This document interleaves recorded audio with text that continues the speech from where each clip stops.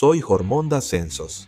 Esta vez ocurrió un conflicto armado entre Pakistán y Afganistán. Esto causó un conflicto tan grande que hubo cientos de víctimas. Actualmente hay un alto el fuego, pero creo que volverán a pelear. Hoy vamos a ver en detalle las noticias sobre el conflicto entre Pakistán y Afganistán. Revisemos la situación actual. Los talibanes y Pakistán han estado luchando en toda la frontera. El 12 de octubre, una vez, el 15 de octubre otra vez, así ha sido, se han producido combates en casi todas las zonas fronterizas. Según un informe de la agencia Associated Press, los talibanes fueron quienes atacaron primero a Pakistán, lo que provocó el inicio de los combates. El ejército de Pakistán ya había sido sorprendido por los talibanes el 12 de octubre, por lo que no bajaron la guardia. Como los ataques de los talibanes continuaron, respondieron de la misma manera y destruyeron una base militar en Afganistán y alrededor de 6 tanques. En especial, se ha reportado que las víctimas civiles dentro de Afganistán también fueron bastante numerosas. Según lo que informó el talibán, al menos 12 civiles murieron y más de 100 resultaron heridos.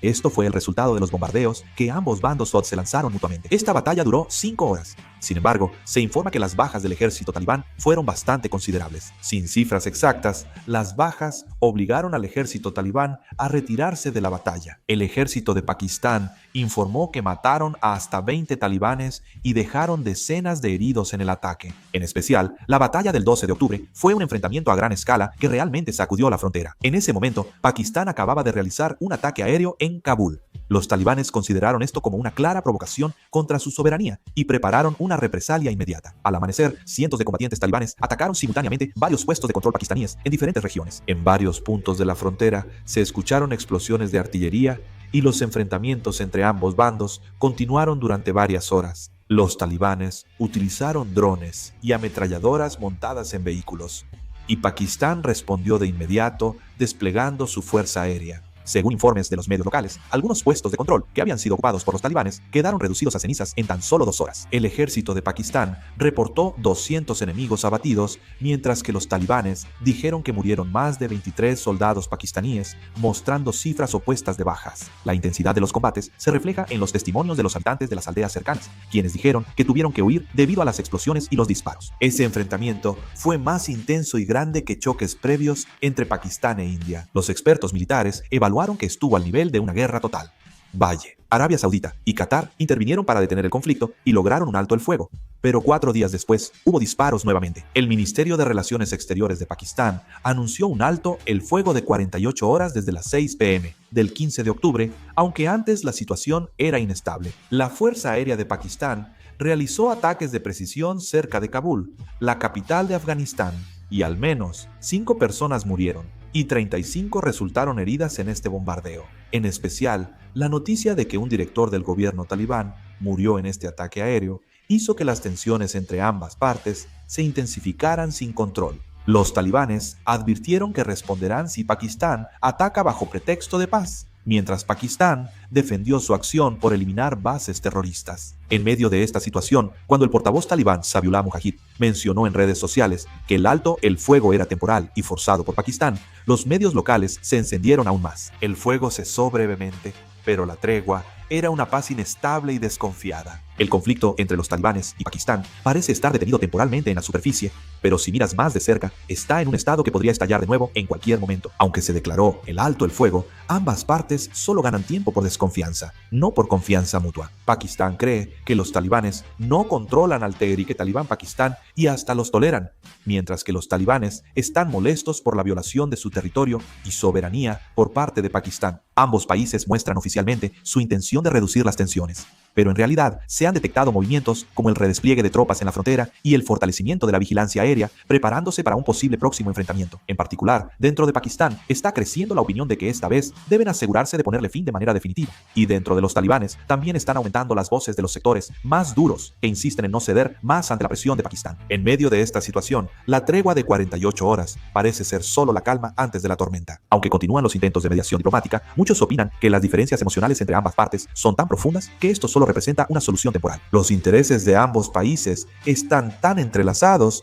que es difícil que una parte ceda. Pakistán debe eliminar al Tehrik Talibán Pakistán para lograr estabilidad, pero los talibanes temen que romper lazos con el Tehrik Talibán Pakistán debilite la unidad islámica interna. Al final, ambos países no pueden dejar de luchar por su supervivencia política. Los disparos cesaron, pero nadie sabe cuánto durará la paz. Tras 48 horas, sigue siendo muy probable que el conflicto resurja. La causa principal del conflicto entre Pakistán y los talibanes es un grupo llamado Tehrik-e-Taliban Pakistán, que es una organización armada conocida como los talibanes de Pakistán. Pakistán acusa a Afganistán de encubrir y apoyar los actos terroristas del Tehrik-e-Taliban Pakistán en su territorio. Por supuesto, Afganistán afirmó que no apoya al Tehrik-e-Taliban Pakistán, pero a los ojos de cualquiera, Afganistán sí estaba apoyando al Tehrik-e-Taliban Pakistán, y las circunstancias también lo demostraban claramente. ¿Por qué Afganistán no puede controlar al Tehrik-e-Taliban Pakistán?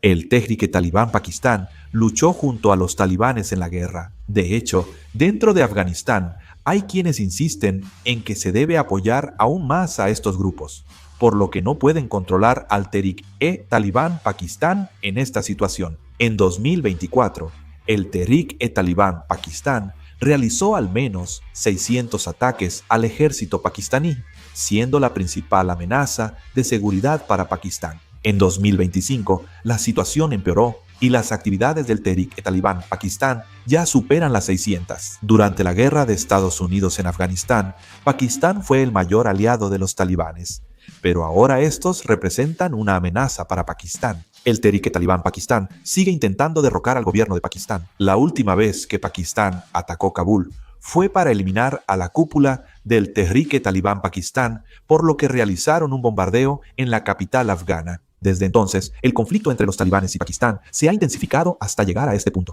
En medio de esta situación, las acciones de la India resultan aún más sospechosas. Los talibanes y la India han sido cautelosos el uno con el otro durante mucho tiempo, pero el hecho de que recientemente hayan restablecido canales diplomáticos e incluso celebrado reuniones de alto nivel parece una jugada calculada. India está en una posición estratégica ante la creciente inestabilidad en Pakistán. Si Pakistán gasta sus fuerzas luchando contra los talibanes en la frontera occidental, la India puede observar cómo se debilita la capacidad defensiva de Pakistán en la frontera oriental. De hecho, dentro de la India se está formando la opinión de que ahora Pakistán tiene que lidiar con dos frentes al mismo tiempo. Lo curioso es que los talibanes sorprendieron a Pakistán el mismo fin de semana que acabaron las conversaciones con la India.